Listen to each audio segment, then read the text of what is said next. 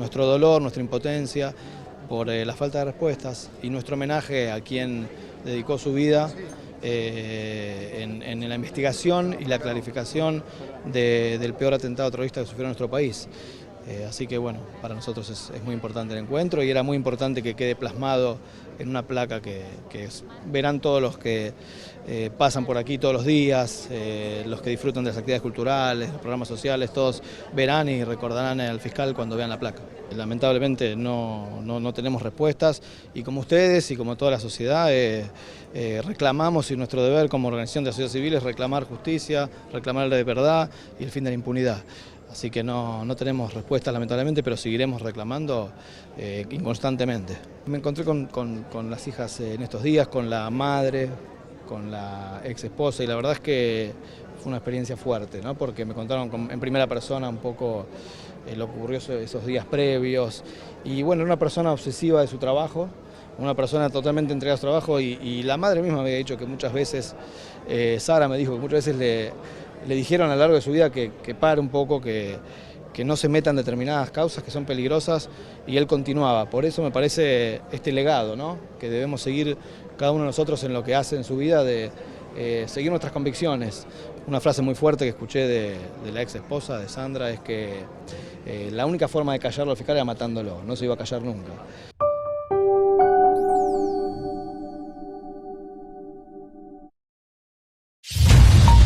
Minuto de noticias. El presidente se reúne hoy en la Casa Rosada con la subdirectora gerente del FMI.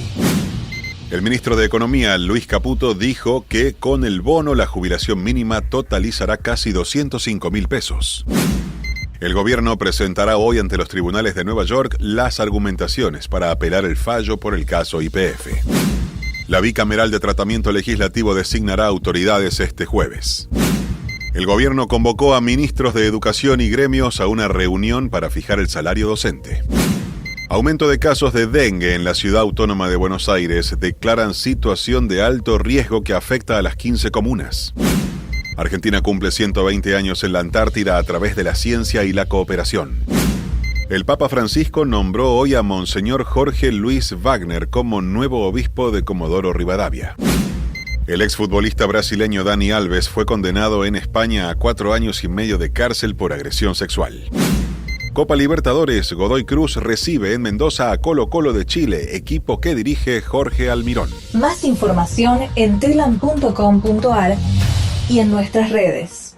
Hay que evaluar la sentencia, hay que estudiarlo bien, nos queda tiempo para poder revisar todo. Estamos satisfechos porque al final es una condena que reconoce lo que hemos sabido siempre, la verdad de la víctima y el sufrimiento que ha habido, con lo cual en ese aspecto debemos estar satisfechos y contentos por ella y por todas, y nada, tenemos que acabar de revisar si el contenido completo de la sentencia, si la gravedad de la pena se ajusta a la gravedad de los hechos que pasaron. En este momento solo puedo deciros que vamos a recurrir la sentencia, que sigo creyendo y defendiendo la inocencia del señor Alves. El señor Alves está entero y ahora hay que estudiar la sentencia. Lo comprenderéis, son 57 páginas de sentencia, ya sabe el resultado. Insisto, está entero y voy a recurrir la sentencia.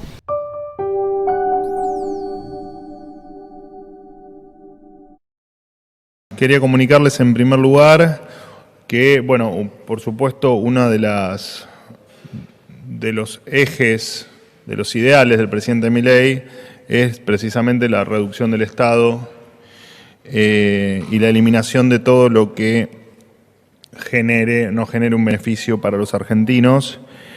Se tomó la decisión de avanzar, esto por supuesto ya lo habíamos comunicado, pero estamos dando los primeros pasos para avanzar en el desmantelamiento de diferentes institutos que efectivamente no sirven o no sirven absolutamente para nada, o son grandes cajas de la política, o son simplemente lugares para generar empleo militante. Así que el primero de ellos va a ser el INADI.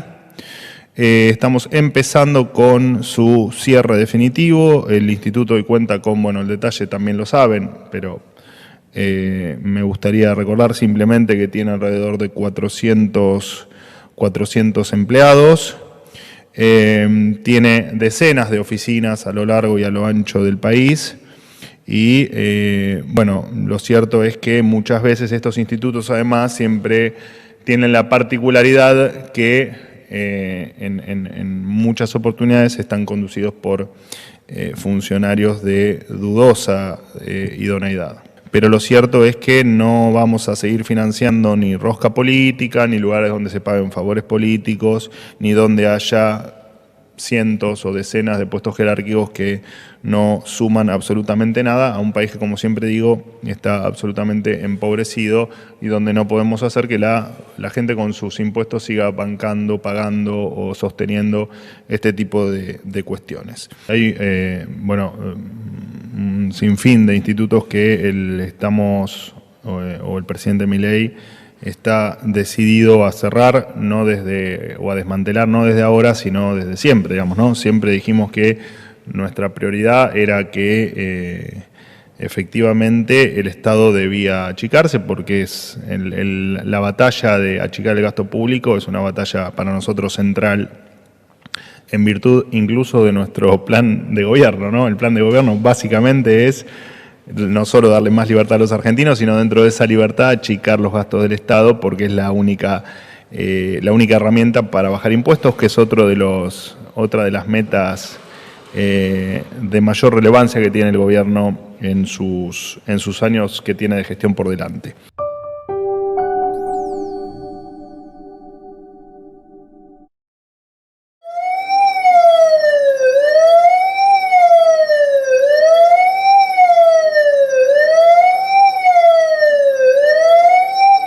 Dentro del grupo de familiares hemos encontrado lo que nos une, y más allá de las distintas visiones que hay dentro del grupo, digamos, algunos pensamos de otra manera, otros piensan de otro, eso, digamos, no es un obstáculo para encontrar lo que nos une.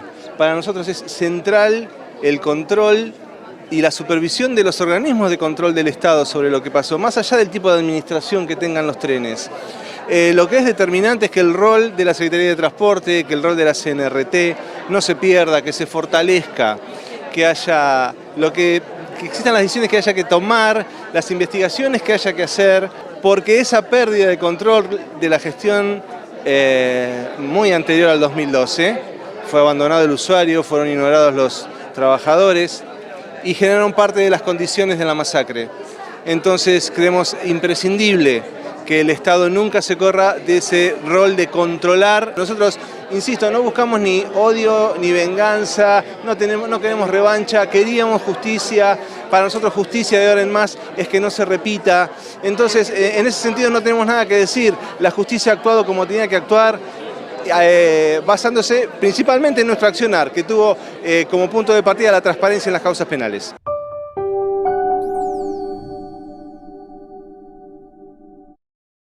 Hoy hemos dado un paso importante en la unidad de todos los movimientos populares, de todas las organizaciones sociales de la Argentina. Ustedes han visto la cantidad de organizaciones que adhirieron a esta conferencia de prensa. Hemos decidido lanzar un plan de lucha que se inicia mañana, viernes, con 500 movilizaciones, protestas y diferentes acciones que se van a desarrollar a lo largo y a lo ancho de la Argentina, porque efectivamente nos preocupa el problema alimentario, los crecientes niveles de pobreza que tiene la Argentina y la incapacidad que ha tenido el gobierno para construir diálogo con todos los sectores de la sociedad. Así que efectivamente nosotros no nos vamos a quedar de brazos cruzados mientras nuestros pibes vuelven a comer cartón o vuelven a revolver en los basurales para ir a buscar un poco de comida podrida. No vamos a quedarnos de brazos cruzados y vamos a dar la lucha que sea necesaria. Lo de las familias es terrible, porque vienen y lloran, te empiezan a contar y se quiebran, se rompen, se ponen a llorar. Las compañeras mismas están muy angustiadas porque no pueden dar de comer lo que daban de comer antes. Además, con el tema, la destrucción del ingreso, ni siquiera pueden poner en esa olla lo que antes ponían. Se están juntando varias familias para cocinar. Yo veo una situación bastante parecida a la pandemia en ese sentido, que las familias se juntan, cocinan en una misma olla. Incluso hay muchos problemas con el tema de la garrafa, entonces ya se sigue cocinando, cada vez más personas cocinan con leña. Bueno, realmente es una situación muy grave la que se está atravesando. La situación es gravísima desde que asumió este gobierno. Ya veníamos con retrasos con el anterior gobierno y este gobierno ha cortado por completo la asistencia a los espacios comunitarios. Estamos hablando que tenemos una población que ha superado el 57% de la población bajo la línea de pobreza. Más de 6 millones de niños y niñas menores de 14 años son pobres en la Argentina, con una política económica que siguen diciendo que se va a seguir empobreciendo y el gobierno que sigue sin escucharnos.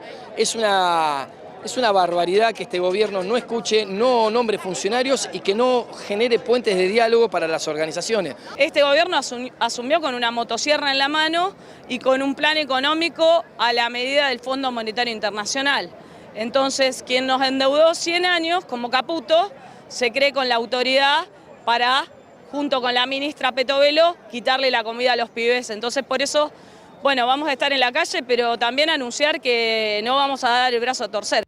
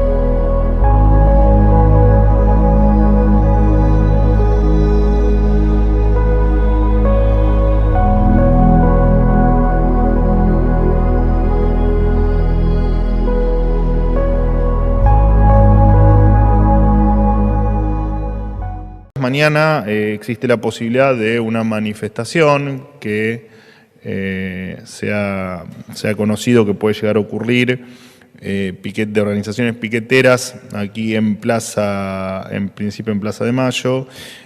Simplemente recordarle o transmitirles a ellos algunos consejos que les puedan ser de utilidad.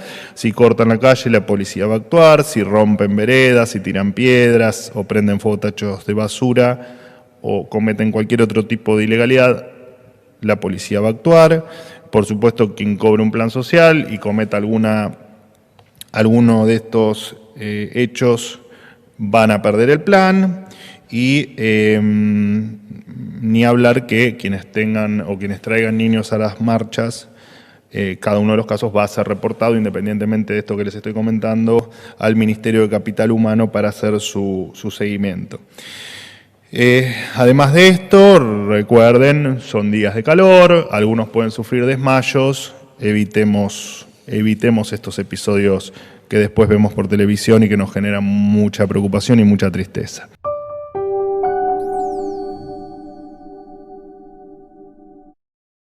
Yo lo que creo que fundamentalmente acá lo que hay es un DNU muy perverso, es un DNU que ataca a la gente, que ataca al ciudadano común, al hombre de a pie, que tiene un nombre y apellido, que se llama Sturzenegger, es el ideólogo de este DNU, que con una perversidad, con una animosidad contra la gente y además burlándose, no ya de los legisladores de la oposición como somos nosotros, sino de los mismos legisladores, sacó un video mostrando que él había hecho el DNU, la ley ómnibus, y después cuando hace la conferencia de prensa el presidente, él como custodio, se muestra allí diciendo acá estoy yo para garantizar que esto se aplique. Y este DNU le está causando graves perjuicios a la medicina prepaga, le está causando graves perjuicios a los que tienen escuelas privadas, obviamente la tarifa de transporte, los servicios públicos, los inquilinos.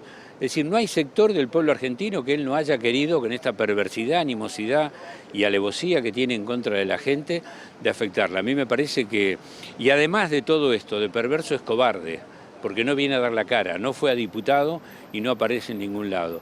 Entonces, me parece que esto es lo importante que tenemos que plantear y lograr lo más rápidamente posible la derogación del DNU, que ya están todos los plazos vencidos. Lo que están haciendo es como fulbito para la tribuna, ¿no? Demorando el tiempo, y todas estas consecuencias se están agravando para el pueblo, para la gente.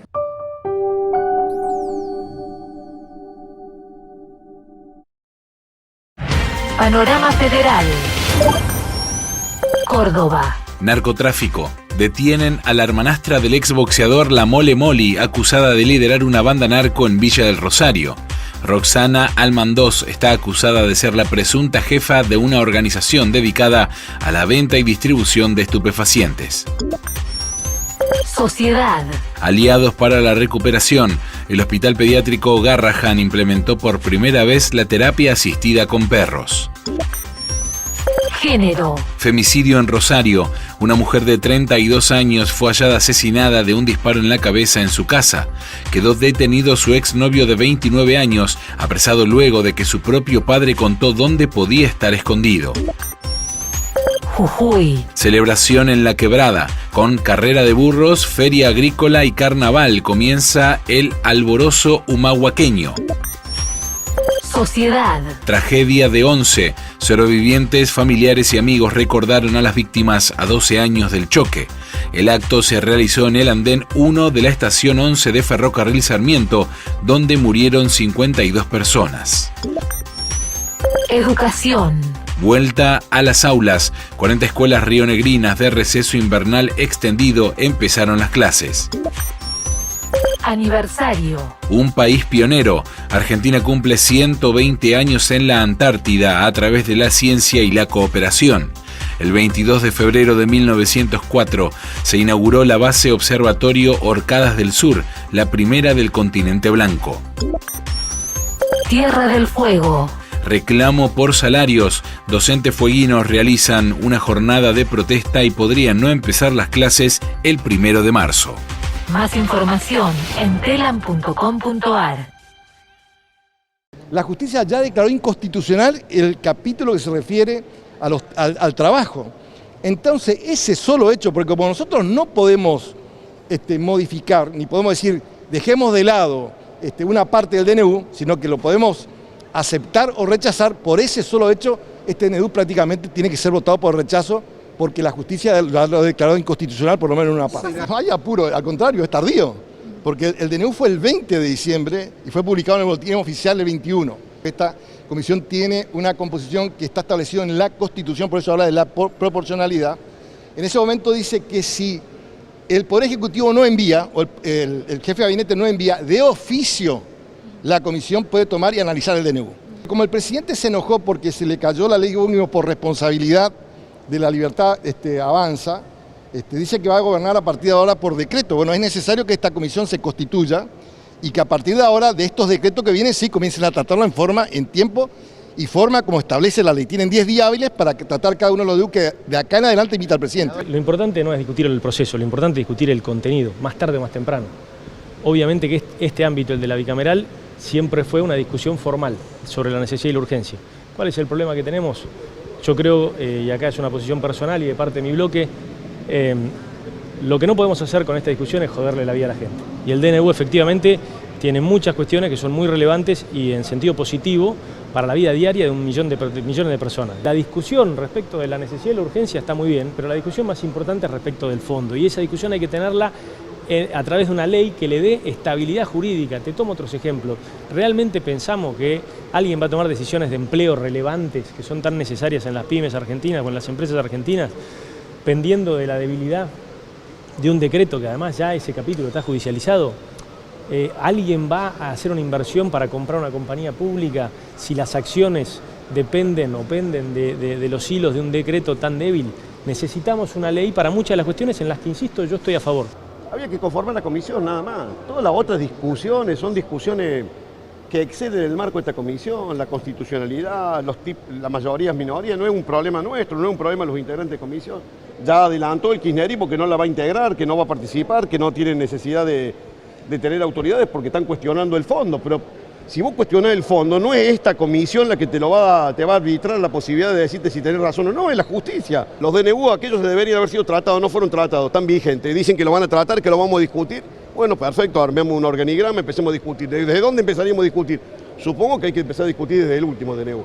Dice el gobierno que va a mandar un montón de DNU. Bueno, la comisión va a estar funcionando para que esto que nos está pasando ahora no nos vuelva a pasar. Pero lo demás está judicializado y es la Corte y serán las instancias judiciales las que determinarán el nivel de constitucionalidad o no. No somos nosotros los senadores ni los diputados los que establecemos ni discutimos.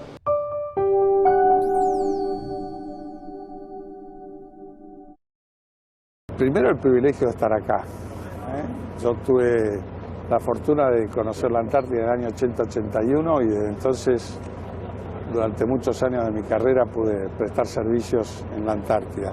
Y siempre lo sentí como un privilegio porque realmente somos pocos los que tenemos oportunidad de cumplir las funciones.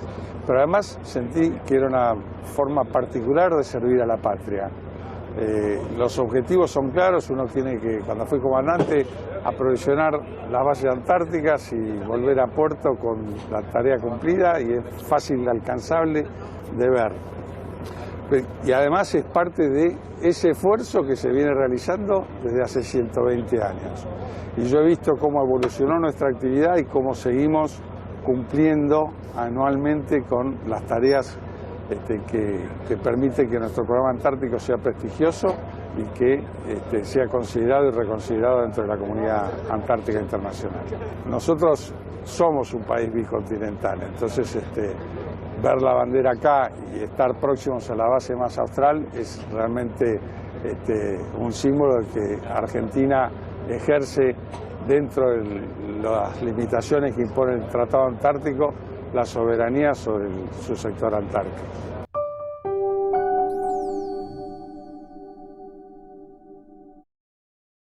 Acaba de terminar hace unos minutos el Congreso Nacional de CETERA, con casi 300 congresales de todo el país, donde hemos resuelto el no inicio del ciclo lectivo para el día 26 del 2, con movilizaciones en todas las provincias, exigiéndole al Gobierno Nacional la transferencia de los fondos del FONID, del Fondo Compensador, de los programas educativos nacionales. Nosotros vivimos en una democracia, las leyes han sido votadas, hasta tanto estas leyes cambien, las leyes que rigen el financiamiento educativo muy claramente expresan, como la 26026, la Ley de Educación Nacional, claramente dicen que el Estado Nacional y los estados provinciales son corresponsables de garantizar la educación en la Argentina. El gobierno no ha manifestado el interés en pagar estos fondos, porque tuvieron tiempo de hacerlo. Es más, las provincias lo adelantaron. O sea, nosotros el mes pasado lo cobramos porque lo adelantaron las provincias. La mayoría, algunas no. O sea que ya nosotros tenemos docentes que ya percibieron menos.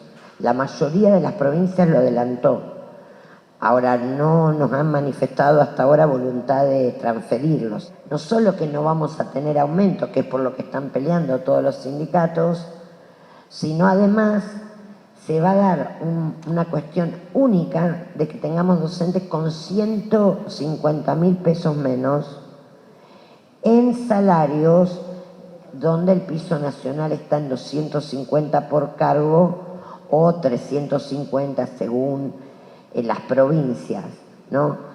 No estamos hablando de poco en un contexto de una inflación brutal, de aumento de tarifas, de aumento del transporte, de aumento de los alquileres.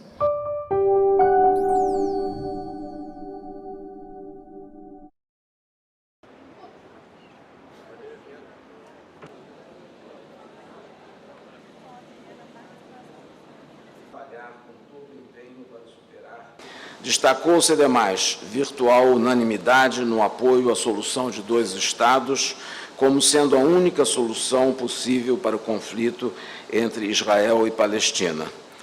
Os países membros, os países convidados e as organizações internacionais expressaram suas posições sobre o papel do G20 em relação às tensões em curso, incluindo os dois principais conflitos em discussão no grupo, ou seja, a Palestina e a Ucrânia. Foi conferido especial destaque ao deslocamento forçado de mais de 1.100.000 palestinos para o sul da faixa de Gaza. Nesse contexto, houve diversos pedidos em favor da liberação imediata do acesso para ajuda humanitária na Palestina, bem como apelos pela cessação das hostilidades.